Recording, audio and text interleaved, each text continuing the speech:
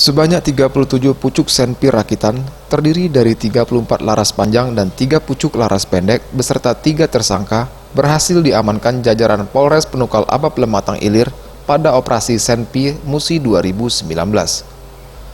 Kapolres Penukal Abab Lematang Ilir AKBP Yudi Suharyadi menyebutkan, selain puluhan senpira yang diamankan, 3 tersangka berinisial YD dari Polsek Penukal Abab, MY dari Polsek Talang Ubi berhasil dibekuk.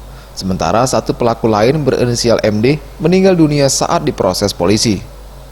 Kapolres menambahkan bahwa tersangka pelaku ditangkap di tempat yang berbeda dan pelaku dikenakan Undang-Undang Darurat Pasal 1 Ayat 1 Undang-Undang 12 Tahun 1991 dengan ancaman kurungan di atas 5 tahun penjara.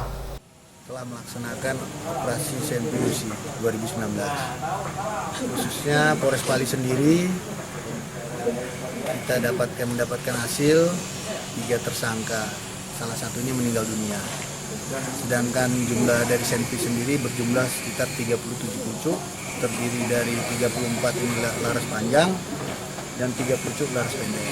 Untuk 2 tersangka ini tentunya kita kenakan Undang-Undang Darurat ya, Pasal 1 Ayat 1 Undang-Undang 12 Tahun 1991. Sedangkan ancaman hukumannya sendiri 5 tahun ke atas. Kapolres juga menghimbau kepada masyarakat yang masih mempunyai senjata api rakitan untuk menyerahkan ke Polres atau melalui Polsek, di mana menyimpan senjata api rakitan tanpa izin adalah melanggar hukum dan lebih baik diserahkan ke polisi. Bagi warga yang menyerahkan senjata apinya tidak akan ada tindakan hukum, hanya mendapatkan pembinaan agar tidak lagi menggunakan atau menyimpan senpira. Namun, bagi yang terkena razia atau kedapatan tentu akan mendapatkan tindakan keras. Boris Simbolon, Sriwijaya TV.